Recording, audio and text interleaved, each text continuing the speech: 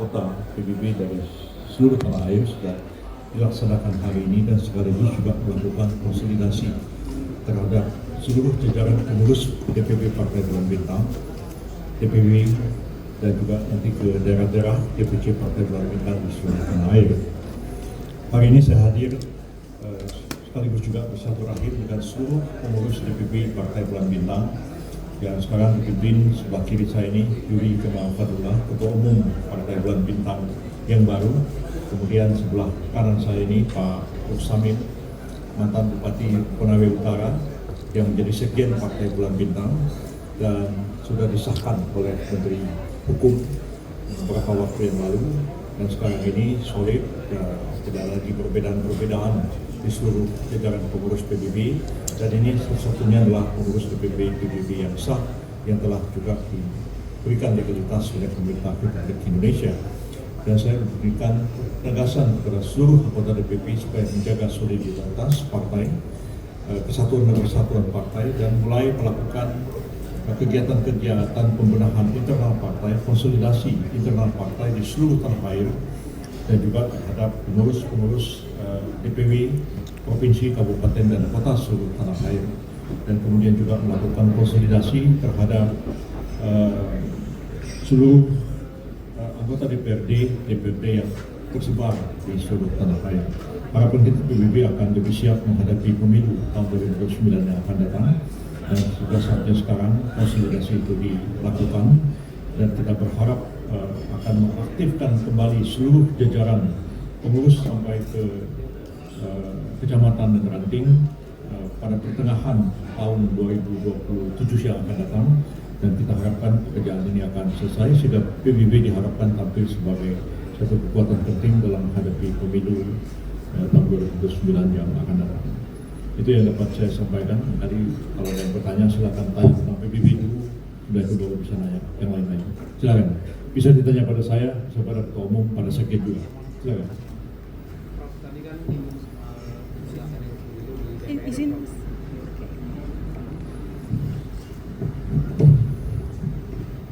Izin Prof Amir dari Media Times, tadi kan di arahannya menyinggung soal RUU pemilu di parlemen yang sedang dibahas saat ini. Kemarin dari Nasdem itu ada usulan agar ambang batas juga diterapkan di seluruh pilkada daerah, artinya di DPRD begitu Prof.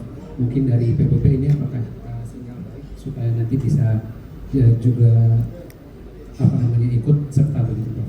Yang kedua soal RUU pemilu, mungkin ada usulan juga supaya diambil alih oleh pemerintah, artinya jadi usul inisiatif pemerintah gitu Prof, supaya pembahasannya tidak deadlock di antara agenda parpol sendiri gitu. Mungkin ada tanggapan dari pemerintah. Ya, PBB sangat concern dengan sistem pemilu kita. Walaupun kita sepakati bahwa sistem pemilu kita tetap sistem pemilu proporsional, tapi persoalannya adalah bagaimana caranya supaya suara-suara itu tidak hilang begitu saja. Kalau kita sistem distrik sudah pasti hilang. Tapi sistem proporsional kan gagasannya semua suara itu tertampung dan terwakili di DPRD. Karena itu tadi saya mengatakan bahwa kita perlu juga membahas amandemen terhadap undang-undang MD3 mengenai susduk DPR sendiri. Ya, dan itulah yang saya kira akan menjadi titik tolak bagi penentuan berapa sebenarnya threshold yang dapat disepakati. Misalnya yang dijadikan acuan adalah sebenarnya berapa komisi yang ada di DPR. Dan itu kan sekarang diatur dalam tatip, sebagainya diatur dengan undang-undang. Kalau misalnya sekarang ini kita patokan kita yang sekarang ada 13 komisi, maka minimal partai yang memperoleh 13 anggota DPR, maka dia dilantik sebagai anggota DPR dan bisa membentuk fraksi sendiri. Ya, jadi konkret acuannya. Bagaimana kalau partai tidak mencapai 13 kursi? Maka partai-partai itu dapat bergabung. Minimal membentuk sebuah koalisi yang beranggotakan minimal 13 kursi. Bisa lebih, tapi tidak bisa kurang. Bisa juga bergabung dengan partai yang lebih besar. Dengan demikian, maka tidak ada suara yang hilang, dan itu cukup adil bagi kita semua. Itu yang memang pikiran PBB seperti itu, dan juga sudah pernah disampaikan dalam pertemuan dengan pimpinan partai-partai non parlemen beberapa waktu yang lalu, dan kelihatannya ide itu bisa diterima, dan berharap juga bahwa inilah yang akan muncul sebagai satu solusi jalan tengah mengatasi persoalan berapa minimal threshold dan bagaimana kita menentukan jumlahnya, bagaimana kemudian kita membentuk fraksi di DPR. Memang kesepakatan antara pemerintah dan DPR bahwa pembahasan RUU amandemen undang-undang pemilu itu diserahkan kepada DPR, dan sampai sekarang belum selesai. Ya, pemerintah sebenarnya menunggu. Dan kalau misalnya sampai setengah tahun belum nggak selesai, nggak ada salahnya juga diadakan negosiasi kembali. Siapa yang akan mengajukan itu? Tapi pemerintah sebenarnya selama ini sudah lebih banyak menginventarisasi masalah-masalah, karena kalau diserahkan kepada DPR inisiatifnya, maka pemerintah akan merumuskan diri.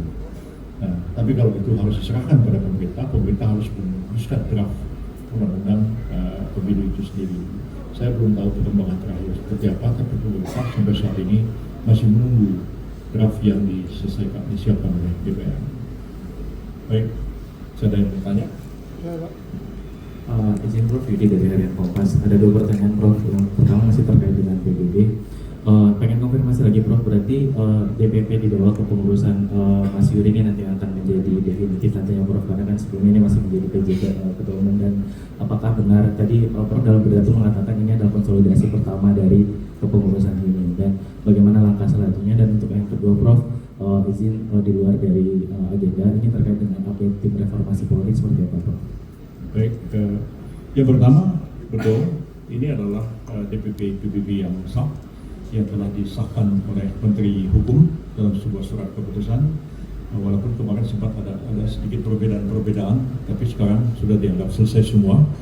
Dan saya menghimbau pada seluruh jajaran pengurus PBB supaya menjaga kekompakan, menjaga soliditas satu dengan yang lain, dan juga menghimbau kepada mereka yang dulu beda-beda pendapat itu supaya menghentikan seluruh kegiatannya. Oleh karena memang yang sah ini akan terus bergerak dan sekarang sudah melakukan konsolidasi, dan saya berharap ini merupakan konsolidasi pertama yang dilakukan pada hari ini sekaligus BIPTEK itu akan berlanjut sampai ke daerah-daerah, dan saya melihat bahwa pengurus yang baru ini solid dan betul-betul dapat mengemban tugas yang diamanatkan oleh seluruh jajaran pengurus PBB. Yang kedua, Komite Reformasi Polri saya belum bisa jawab ya, tadi Pak Jimli ataupun Pak Ahmad Rufiri yang bisa menjelaskan selaku ketua dan sekretaris dari Komite Percepatan Reformasi Polri ini.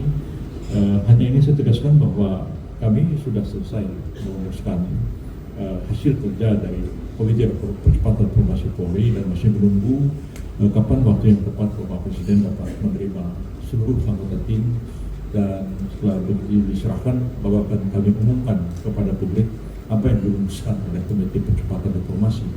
Kalau sekarang kami tidak bisa mengumumkan, pada tentu kurang baik, karena ya harus kami serahkan dulu kepada Presiden kalau kami umumkan. Tadi ketua aja menjelaskan dulu ya. Ya. Tadi mungkin ada pertanyaannya, apakah PJ akan menjadi definitif ya? Di Partai Bulan Bintang ini agak sedikit unik. Ketika memang waktu dulu di muktamar awal, ketika memang terbentuknya PBB, dikenal ada namanya muktamar luar biasa yang setara dengan muktamar. Namun dalam perjalanannya telah terjadi perubahan, di mana dalam memutuskan segala sesuatu hal yang bersifat strategis tidak perlu lagi dilakukan muktamar luar biasa. Artinya kalau ketika muktamar luar biasa itulah yang memang kita harus mengundang seluruh elemen daripada partai, pimpinan partai dari tingkat pusat sampai ke daerah, sehingga terkadang menimbulkan suatu komplikasi tersendiri dalam kita melakukan pemutusan pengambilan keputusan. Nah, di dalam perubahan terakhir di antara rumah tangga kami itu terjadi pada saat 2024, di pertengahan 2024 pasca MDP, namanya Musyawarah Dewan Partai. Musyawarah Dewan Partai itu adalah mekanisme setingkat di bawah muktamar yang isinya adalah DPP, DPW, dan berserta Badan Otonomi Tingkat Pusat, yaitu merumuskan. Apa yang dirumuskan pertama adalah perubahan terbatas terhadap anggaran dasar, dan juga apabila terjadi suatu ketua umum itu berhalangan tetap. Nah, ketika ketua umum berhalangan tetap, itulah yang akan ditetapkan sebagai penjabat ketua umum. Nah, karena sejatinya muktamar itu memilih ketua umum, dan MDP itu adalah setingkat di bawah muktamar, maka sampai dengan habisnya masa jabatan 2030 itu akan tetap menjadi nama PJ Ketua Umum. Tapi itu hanyalah sebagai sebuah nomenklatur, namanya tetap penjabat, tetapi kewenangannya itu sama dengan muktamar, Ketua Umum hasil muktamar. Jadi tidak ada perbedaan dari sisi kewenangan ataupun dari segi kekuasaan terkait dengan menjalankan roda organisasi partai. Mau ditanyakan? Siap. Ya, silakan. Selamat pagi. Saya Alamsyah Cahaya Yusuf dari kabarsenayan.com. Pertanyaan pertama pada Pak Ketua Umum PBB. Apa saja yang akan apa saja yang menjadi target dari PBB dengan pelaksanaan BIMTEK ini? Terima kasih. Selamat sore. Ya, baik, terima kasih pertanyaannya. Pertama adalah tadi disampaikan oleh Pak Yusril sebagai Ketua Dewan Pertimbangan. Mungkin saya perlu jelaskan sedikit ya. Posisi Pak Yusril pasca Muktamar 6 di Bali itu, PBB itu memberikan suatu nomenklatur baru, di mana di atas Dewan Pertimbangan, di atas Dewan Pimpinan Pusat itu ada yang namanya nomenklatur Dewan Pertimbangan. Dewan Pertimbangan itu tidak dipilih oleh Muktamirin, namun dia itu namanya tercetus dan tercantum di dalam anggaran dasar dari Partai Bulan Bintang. Dan di dalam anggaran dasar Partai Bulan Bintang itu bahwa yang menduduki jabatan sebagai Ketua Dewan Pertimbangan adalah Ketua Umum Muktamar 5, yaitu Pak Yusril sebelumnya.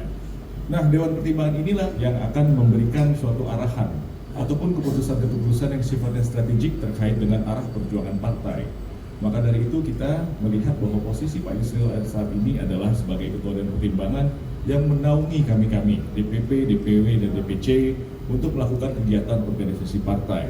Nah, tujuan dari bentuk BIMTEK ini adalah pertama kita melakukan konsolidasi.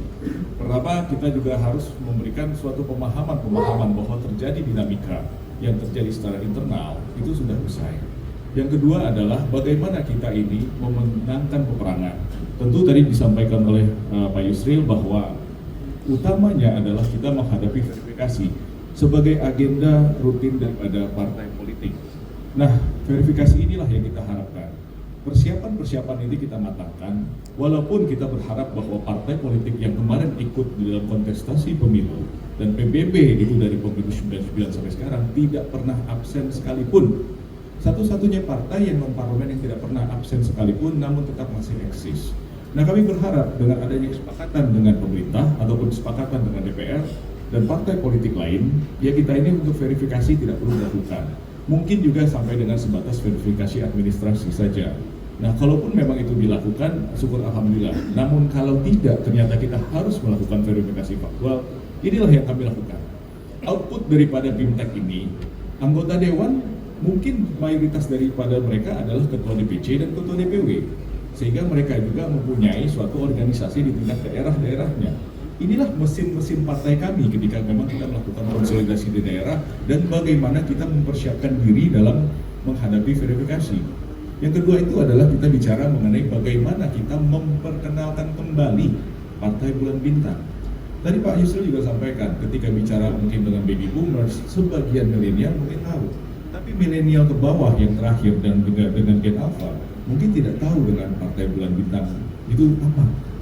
Tapi memang balik lagi, itu adalah suatu PR yang memang yang harus kita lakukan sebagai partai politik. Bagaimana kita memperkenalkan Partai Bulan Bintang, program-program Partai Bulan Bintang, dan kita memperkenalkan siapa orang-orang di balik Partai Bulan Bintang itu sendiri. Nah, inilah yang memang kita lakukan, penguatan media sosial, penguatan konsolidasi internal, penguatan infrastruktur, dan segala macamnya, yang merupakan agenda-agenda penting daripada Partai Bulan Bintang untuk menghadapi kesiapan pemilu 2029. Dan kami harapkan BIMTEK ini insya Allah mungkin tahun ini bisa terjadi sampai dengan 3 kali, syukur-syukur bisa sampai dengan 4 kali. Yang kedua ini insya Allah kita akan melakukan BIMTEK ini di bulan Juni. Sekaligus juga kita akan melakukan pelantikan daripada pengurus Partai Bulan Bintang. Sekaligus juga kita juga akan melakukan rapat kerja nasional. Artinya kita kerja harus cepat. Waktu tadi disampaikan oleh Pak Ketua Dewan Pertimbangan, Pak Yusril, bahwa tidak lama lagi. Karena terkadang 5 tahun itu kita melihat, wah secara timeline lumayan lama. Tetapi kita menjalani secara day-to-day basis, tentu waktu itu akan terasa luar biasa cepat. Dan kami Partai Bulan Bintang, sejak kepengurusan PJ Ketua Umum, kami telah mengikhtiarkan diri kami dan menetapkan bahwa setiap hari Jumat adalah hari kami berpartai. Jadi pengurus di DPP, ada undangan, tidak ada undangan, wajib hadir. Kita bicara mengenai pemenangan partai, kita bicara mengenai bagaimana kita memenangkan pemilu. Itu mungkin. Terima kasih. Teman-teman.